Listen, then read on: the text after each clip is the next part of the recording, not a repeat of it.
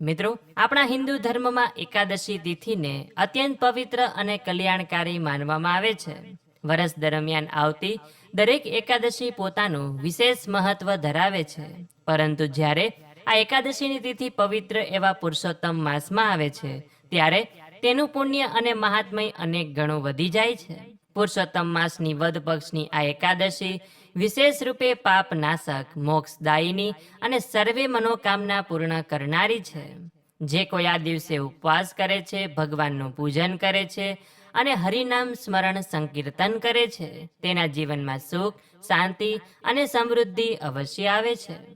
તો આજના આ વિડીયોમાં આપણે પુરુષોત્તમ મહિનાની વદ પક્ષની એકાદશી એટલે કે 11 જૂન 2026 ને ગુરુવારે આવતી પુરુષોત્તમ મહિનાની એકાદશી વ્રતનો મહિમા, વ્રતની વિધિ અને વ્રતની કથા આજે આપણે સાંભળીશું, તથા જે કોઈ આજે વ્રત કરે છે તેને વ્રતનું શું ફળ મળે છે તે પણ જાણીશું.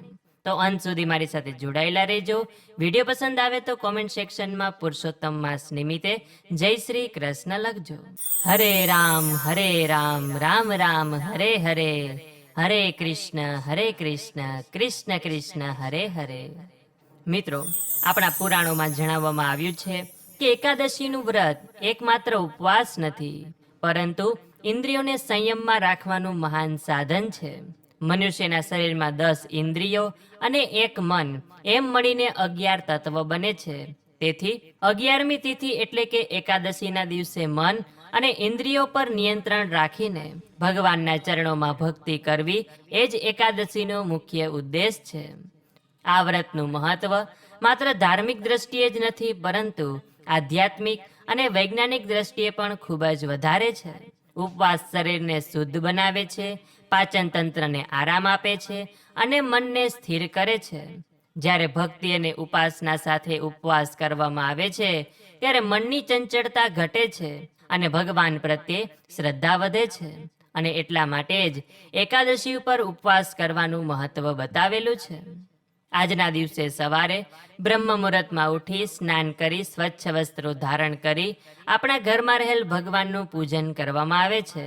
જો ભગવાનનો ફોટો હોય, મૂર્તિ હોય, તેનું પૂજન કરી શકાય. ભગવાનને ચંદન, અક્ષત, તુલસી દળ, ફૂલ, ધૂપ, દીપ અને ફળ અર્પણ કરી વિશેષ પૂજન કરવું.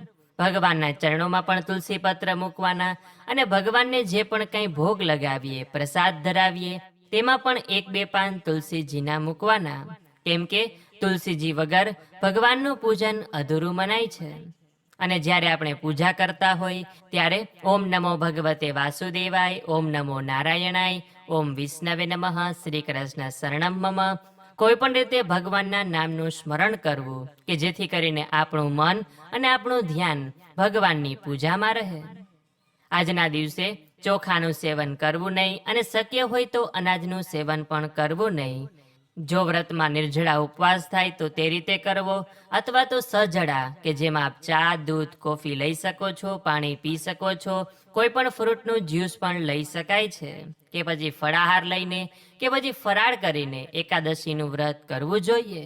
અને જ્યારે આપણે ફરાળ લઈએ છીએ ત્યારે તે પણ ઓછી માત્રામાં લેવું. એકાદશી વ્રતમાં ભોજનનો ત્યાગનું જેટલું મહત્વ છે, એટલું જ મહત્વ મનનો ઉપવાસનું પણ કહેલું છે. ક્રોધ, લોભ, મોહ, દ્વેષ, નિંદા, અસત્ય અને ખરાબ વિચારનો આજે ત્યાગ કરવો જોઈએ. દિવસ દરમિયાન ભજન, કીર્તન, ભગવાનના નામનો જપ, ગીતાજીના પાઠ, ભાગવત શ્રવણ અથવા વિષ્ણુ સહસ્ત્ર નામનો પાઠ કરવો.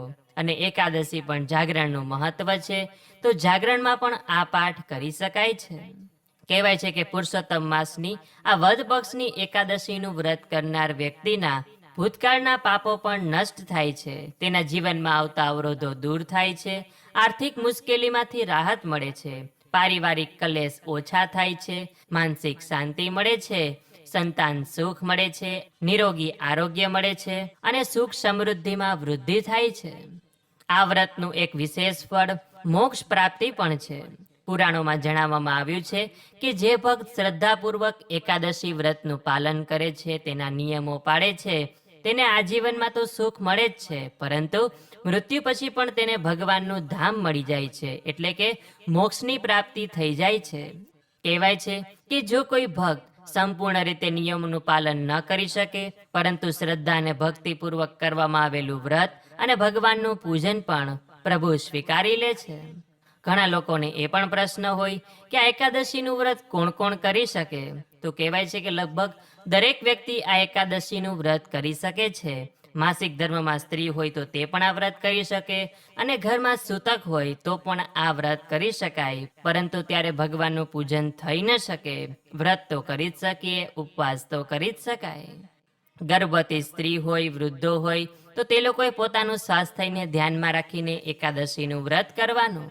નાના બાળકોને કઠોર ઉપવાસ કરાવવાની જરૂર નથી, પરંતુ તેઓને ભગવાનનું સ્મરણ, પ્રાર્થના અને પૂજા કરાવી શકાય. જે લોકો રોજિંદા ભારે કામ કરતા હોય તેઓએ પણ ઉપવાસ કરવાની જરૂર નથી. પોતાની શક્તિ પ્રમાણે ફળાહાર કે ફરાળ લઈને એકાદશીનું વ્રત કરી શકે છે. એકાદશી વ્રતની પૂર્ણતા દ્વાદશીના દિવસે એટલે કે બારસના દિવસે પારણાથી થાય છે.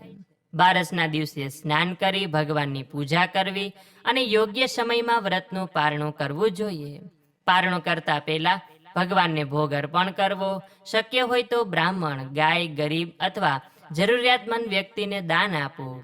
દાનમાં યથાશક્તિ મુજબ કોઈ પણ વસ્તુ આપી શકાય છે. આ સિવાય એકાદશીના દિવસે પણ આપ યથાશક્તિ દાન પુણ્યનું કાર્ય કરી શકો છો.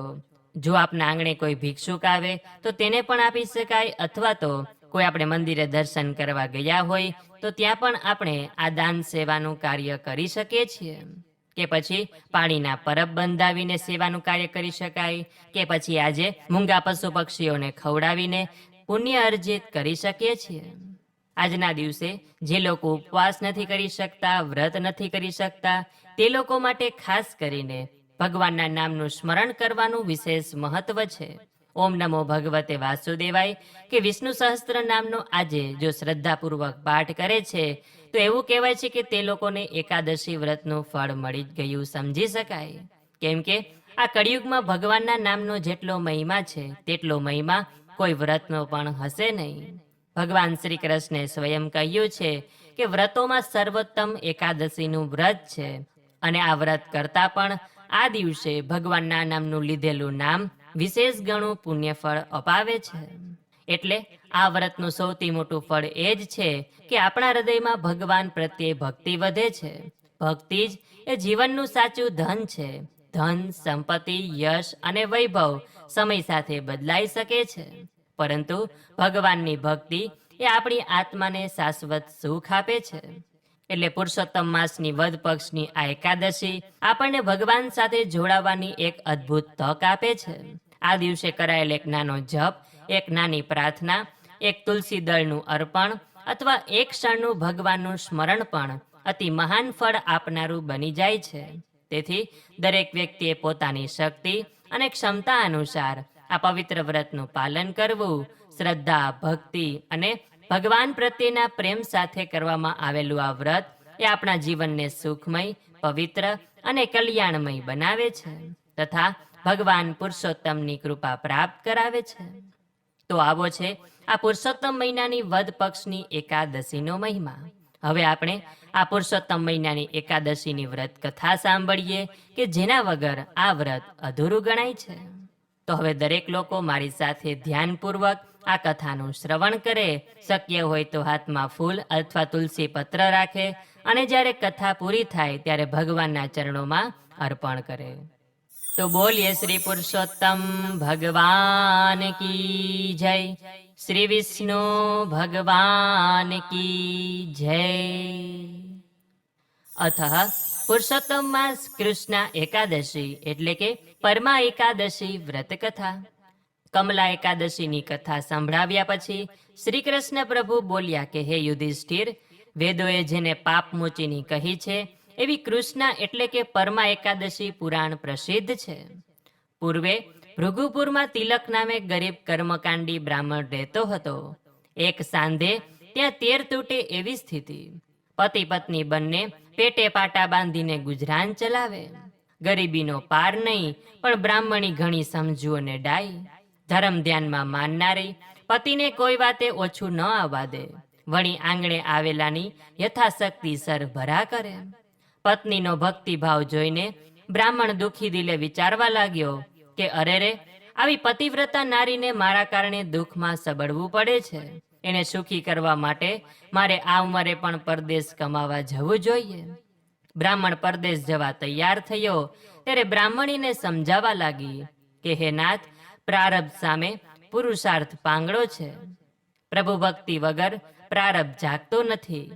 આ ઉંમરે પરદેશ ખેડવા કરતા પ્રભુ ભક્તિ કરો, જે મળે એમાં સંતોષ માનો. કરેલું પુણ્ય કદી અફળ જતું નથી.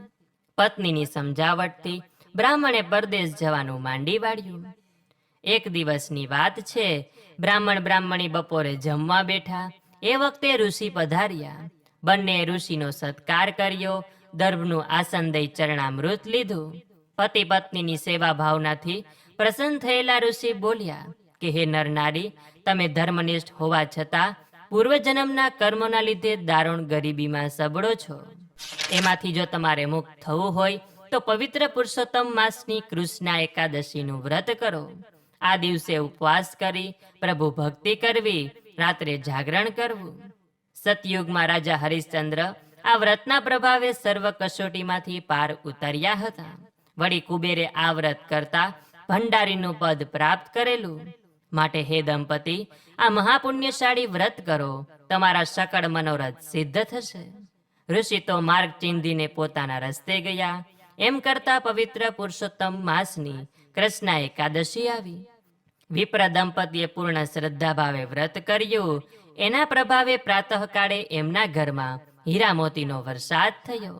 વિપ્ર દંપતીની આંખમાં હર્ષના આંસુ આવી ગયા અને પછી બંને જીવ્યા ત્યાં સુધી પ્રભુ ભક્તિ કરતા રહ્યા.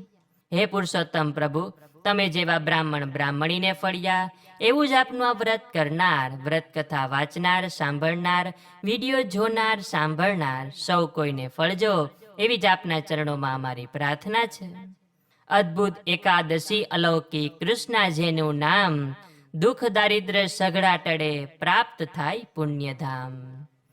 તો બોલીએ શ્રી પુરુષોત્તમ ભગવાન કી જય, શ્રી વિષ્ણુ ભગવાન કી જય. તો મિત્રો, આજે આપણે પુરુષોત્તમ મહિનાની વદ પક્ષની એકાદશી વ્રતનો મહિમા, વ્રતની વિધિ અને વ્રતની કથા સાંભળી. આશા છે કે આપ સૌ લોકોએ પણ અમારી સાથે સાંભળી હશે. તો જો આપે અમારી સાથે આજે એકાદશીનો સત્સંગ કર્યો હોય તો વિડીયોને લાઈક કરી તમારા મિત્રોને મોકલી. અમારી ચેનલમાં નવા હોય તો સબસ્ક્રાઇબ કરવાનું ભૂલતા નહીં કે જેથી આવનાર અવનવા વિડીયો આપ સૌને મળતા રહે. તો આ સાથે હવે મને રજા આપો, મળીશું ફરીથી એક નવા વિડીયોમાં. ત્યાં સુધી આપ સૌ લોકોને અમારી ચેનલના જય શ્રી કૃષ્ણ. ધન્યવાદ. મારી સાથે જોડાઈ રહેવા બદલ, મને સાંભળવા બદલ, મારી સાથે એકાદશીનો સત્સંગ કરવા બદલ આપ સૌ લોકોનો ખૂબ ખૂબ આભાર.